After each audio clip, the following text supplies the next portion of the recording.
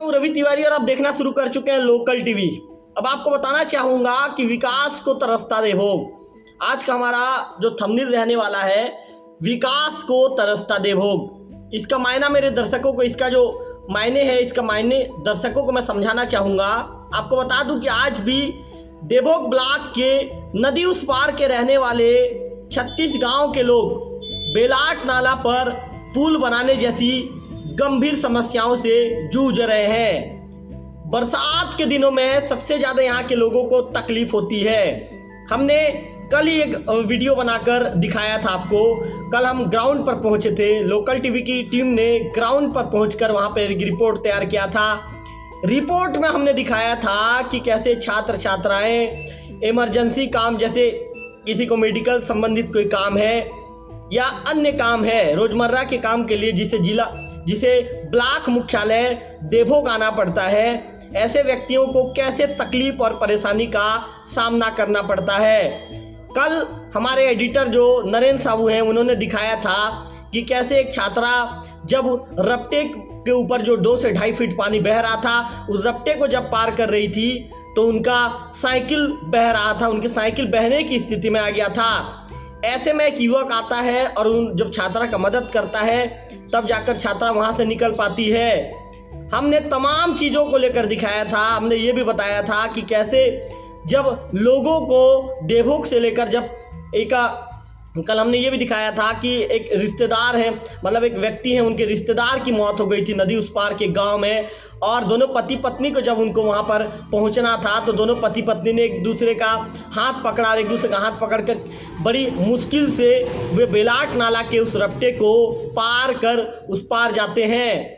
हमने ये भी बताया था कि पुलिस के जवानों की वहां पर ड्यूटी लगाई गई है ताकि कोई व्यक्ति अपने जान को जोखिम में डालकर उस रपटे को पार ना करे।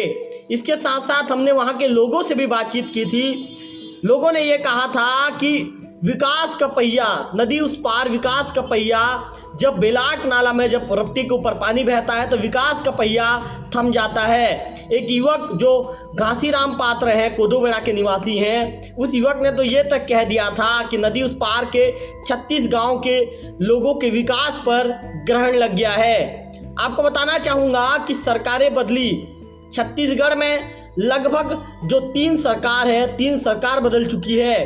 मैं आपको इसका भी विस्तार बता दूं। पूर्व मुख्यमंत्री स्वर्गीय अजीत जोगी की जो सरकार थी 3 सालों तक छत्तीसगढ़ में रही, उस दौरान भी इसकी मांग की गई। पुरजोर शोर से इसके मांग को लेकर जिम्मेदारों तक आवेदन, निवेदन और गुहार भी लगाया गया, लेकिन इसके बाद भी उस दौरान किसी ने ना आवेदन को सुना, ना निवेदन पर विचार किया, ना ही उनके जो गुहार थी जिम्मेदारों के शासन प्रशासन में बैठे लोगों के कान तक पहुंची।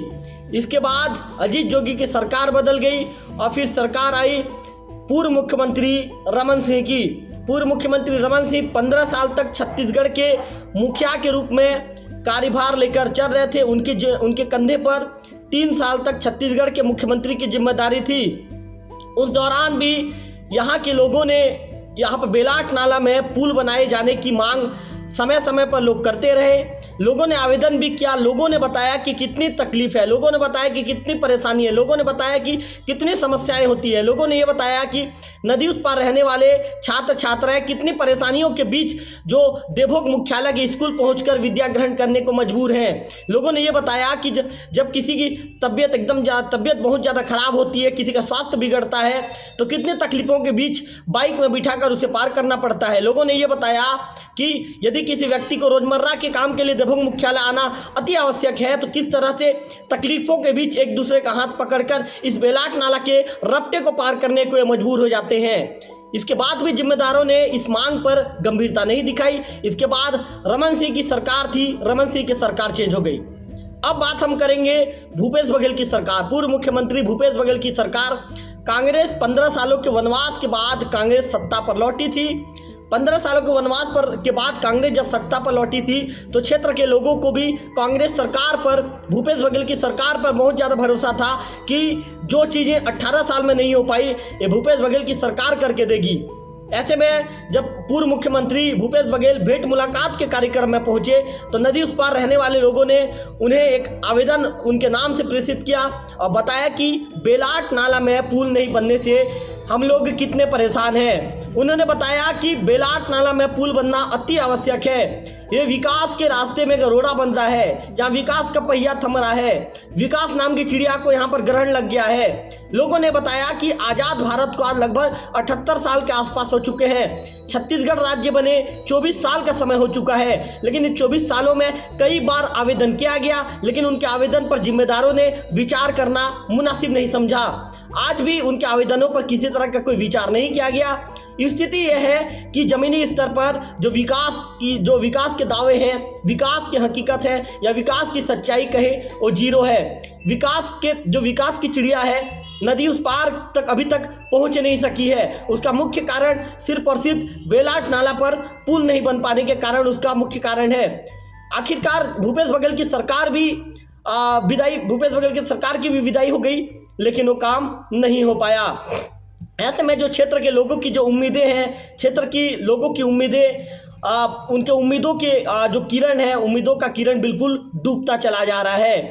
अब एक बार फिर से राज्य में विष्णुदेव साय सरकार बन गई है। प्रदेश के मुख्यमंत्री विष्णुदेव साय के पास फिर से जो यहाँ के जो जिम्मेदार जनप्रतिनिधि हैं, जिन्होंने विकास के बड़े बड़े दावे किए हैं कि जब हम उस पद में थे, जिम्मेदार पद में थे, तो हमने विकास किया है। तो विकास के दावे करने वाले जनप्रतिनिधि फिर से एक आवेदन लेकर मुख्यमंत्री विष्णुदेव साय के पास पहुंच जाते हैं और उन्हें फिर से वही जो रटाया रुटाया जो वस्तु स्थिति है उन्हें अवगत कराते हैं कि यहाँ पर तकलीफ हो रही है, बेलाट नाला में पुल नहीं बनने से परेशानी हो रही है, बेलाट नाला में विकास बिल्कुल शून्य है, बेलाट नाला में पुल बनाया जाना अति आवश्यक है। बेलाट नाला में पुल नहीं बनने से नदी उस पार रहने वाले 36 गांव के लगभग 50,000 की जनता को बहुत ज़्यादा तकलीफ और परेशानी का सामना करना पड़ रहा है। तमाम बातों को लेकर उन्होंने अभी फिर से जो मुख्यमंत्री प्रदेश के जो मुखिया हैं विष्णुदेव साय जी को अवगत करवाया है और एक बार आवेदन देने के बाद लोगों के अंदर एक ये कह सकते हैं कि छोटी सी उम्मीद की किरण ये जगी है कि कहीं हमारा काम इस बार फिर से ना हो जाए, कहीं उम्मीद लोगों की जगी है कि हमारा काम इस बार होने की उम्मीद है। हालांकि लोगों का ये कहना है कि जो जिम्मेदार लोग हैं, जो नेता हैं, जो प्रशासन में बैठे जिम्मेदार लोग हैं, उनके ध्यान नहीं देने के चलते इस तरह की परिस्थितियां निर्मित हुई है। मैं आपको बता दूं कि बेलाट नाला में जब भी बरसात के दिनों में जब भी 2 से 2.5 फीट 3 फीट जब पानी बहता है, पानी का बहाव काफ़ी वहाँ पर तेज रहता है। पानी का बहाव तेज रहने के चलते वहाँ पर जो पुलिसकर्मी होते हैं, पुलिसकर्मी अपने ड्यूटी में रहते हैं और अपने दायित्वों का निर्वहन करने के साथ ही पुलिसकर्मी लोगों को समझाइश देते हैं कि आप अपनी जान जोखिम में ना डालें और जान जोखिम में डालकर इस रपटे को पार मत कीजिए। मैं आपको बताना चाहूँगा कि आज़ादी के बाद से लगातार छत्तीसगढ़ बने लगभग आज 24 साल का समय हो चुका है और 24 सालों में मैंने आपको पूरा विस्तार बताया कि 24 सालों में लगातार मांग किया जा रहा है। क्षेत्र की जनता चाहती है कि बेलाट नाला में पुल बन जाए, लेकिन पुल नहीं बन पाया। एक दिलचस्प बात यह भी है कि जब कांग्रेस की सरकार थी तो उस दौरान जिला पंचायत की एक नेत्री पहुंचती है और जिला पंचायत की नेत्री पहुंचने के बाद वहां पर खड़ी भी होती है और जिला पंचायत की नेत्री फोटो खिंचवाती है और मीडिया कर्मियों को बुलाती है, फोटो खिंचवाती है, उसके भूमि पूजन का दावा करती है और कहती है कि 2 से 3 महीने के अंदर ये पुल बन जाएगा। इस तरह की बातें कहकर नेत्री वहां से रवाना हो जाती है। लेकिन इसके बाद भी जब 2 से 3 महीने क्या 2 से 3 साल बीतने को है, लेकिन उसके बाद भी ये पुल नहीं बन रहा है और नेत्री ने आज तक इस मामले को लेकर जवाब देना भी उचित नहीं समझा। ऐसे में लोकल टीवी भी अपील करता है कि लोकल टीवी भी उस नेत्री से आग्रह करता है कि भाई आपने आकर जब भूमि पूजन किया है तो जनता को जवाब देना चाहिए आपको कि आखिर काम कहां पर रुक गया। आखिर जब आपने भूमि पूजन कर दिया था, जब आपने मीडिया कर्मियों को बुलाकर फोटो खिंचवाया था, तो जब उम्मीद था कि काम शुरू होने वाला है, आपने दावा किया था, तो आपके दावे की हकीकत क्या है, आपके दावे की सच्चाई क्या है, आकर आपको जनता को बताना चाहिए और आपकी जवाबदारी भी बनती है। चूंकि जनता ने आपको चुना है, ऐसे में जनता के सवालों का आपको आकर जवाब देना चाहिए।